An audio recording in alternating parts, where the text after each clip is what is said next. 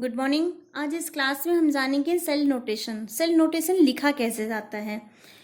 तो सपोज हमारे पास दो सेल है, ठीक है। सपोज हमारे पास इस तरह का कोई सेल है, हमने कंटेनर लिया है, ठीक है।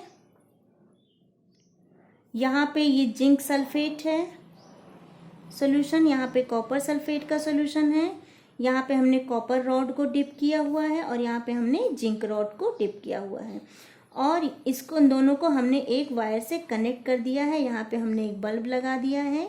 जब इलेक्ट्रॉन मूव करेगा तो ये बल्ब क्या होता है, ग्लो करता है। और इसको न्यूट्रलाइज करने के लिए हमने यहाँ पे एक सॉल्ट ब्रिज लगा दिया है। ये हमारा कंप्लीट सेल है। इसको हम लिखते कैसे हैं, यहाँ पे क्या हो रहा है पहले ये जान लेते हैं। यहाँ पे हो रहा है ऑक्सीडेशन और यहाँ पे हो रहा है रिडक्शन।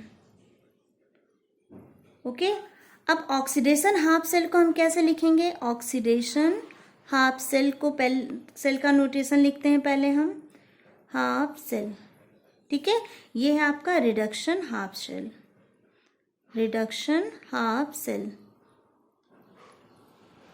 हाफ सेल, ठीक है। ऑक्सीडेशन हाफ सेल को कैसे लिखेंगे, सबसे पहले हम सोल्यूशन लिखेंगे।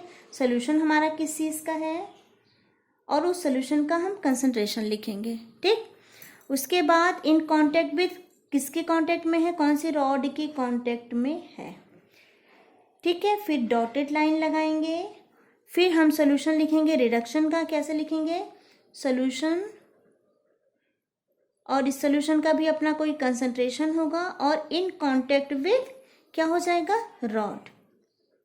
ओके, तो हम इसको कैसे लिख सकते हैं, इसको हम लिख सकते हैं Zn, क्योंकि ये जो सॉल्यूशन है ऑक्सीडेशन का क्या है, ZnSO4। इसका अपना कोई कंसंट्रेशन होगा, यहाँ हम कुछ नहीं लिख रहे, ब्रैकेट लगा के छोड़ दे रहे हैं।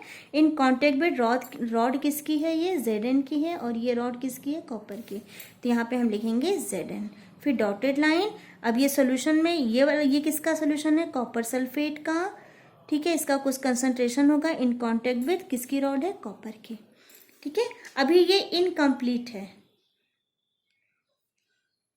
इसको हम ऐसे भी लिख सकते हैं। अगर हमें सल्फेट मान लो ना लिखना हो तो हम इसको कैसे लिख सकते हैं, Zn2+, इसका अपना कोई कंसंट्रेशन होगा, in contact with Zn, dotted line, copper 2+, इसका अपना कुछ कंसंट्रेशन होगा, in contact with copper.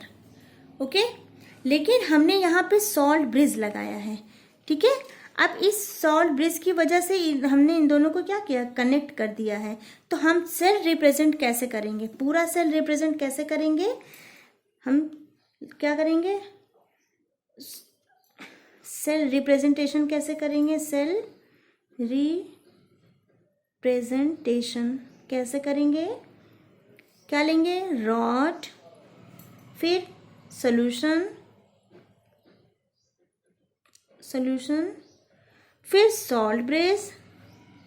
Double line इसलिए लगा रहे क्योंकि ये नहीं, डबल लाइन अभी मत लगाओ, कुछ मत लगाओ, ये रॉड लिखो, रॉड लिखेंगे, फिर सॉल्यूशन लिखेंगे ऑक्सीडेशन का, फिर salt bridge, salt bridge,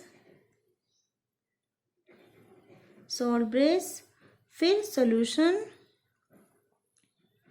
solution, फिर रॉड।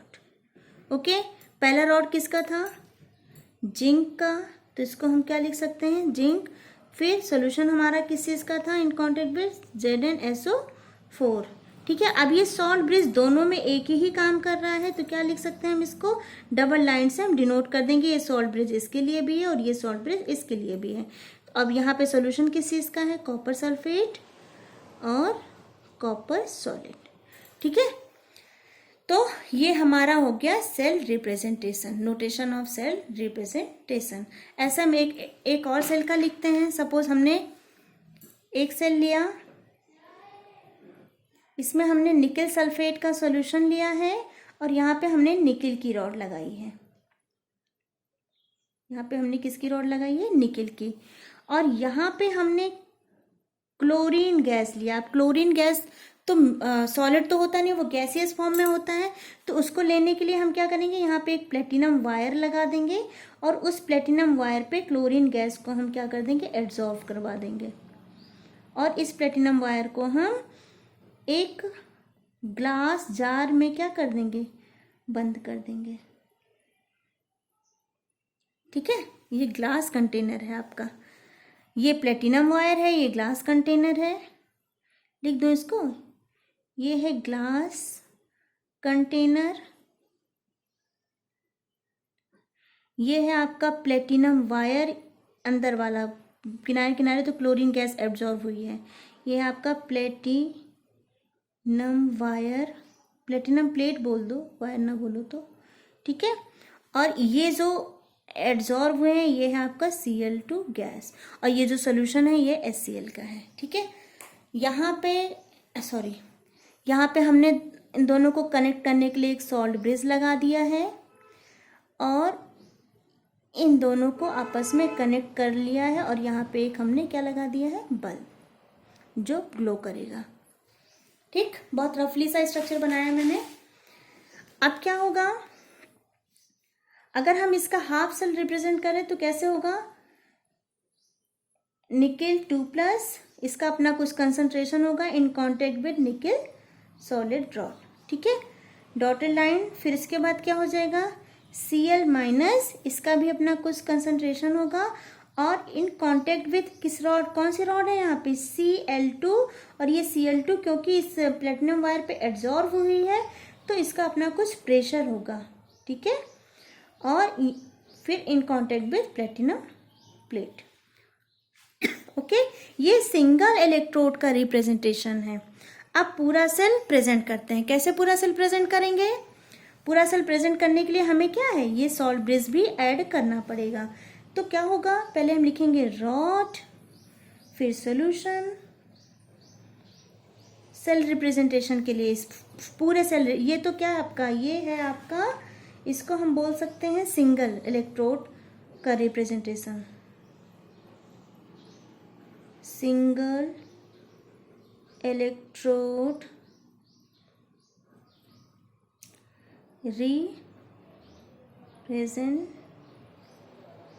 ओके, अब यहाँ पे हम क्या कर रहे हैं, यहाँ पे बेटा हम सेल रिप्रेजेंट कर रहे हैं। सेल रिप्रेजेंटेशन में पूरा सेल लेंगे, कैसे लेंगे, रॉड, सॉल्यूशन, फिर क्या हो जाएगा, salt bridge, salt bridge, salt bridge, फिर सॉल्यूशन किसका, रिडक्शन वाले का, और फिर रॉड। ठीक है, तो यहाँ पे हमने क्या सॉल्यूशन को, रॉड कौन सा लिया है, निकेल। ठीक है, सॉल्यूशन किसका है, निकेल सल्फेट, इसका अपना कुछ एक कंसंट्रेशन होगा। ठीक है, अब सॉल्ट ब्रिज को हम किससे डिनोट करेंगे, डबल लाइन से, यहाँ पे किया है ना, जैसे ये डबल लाइन से, ये डबल लाइन डिनोट करता है कि ये सॉल्ट ब्रिज इसके लिए भी है और इसके लिए भी है। ठीक है, वैसे ही यहाँ पे भी है।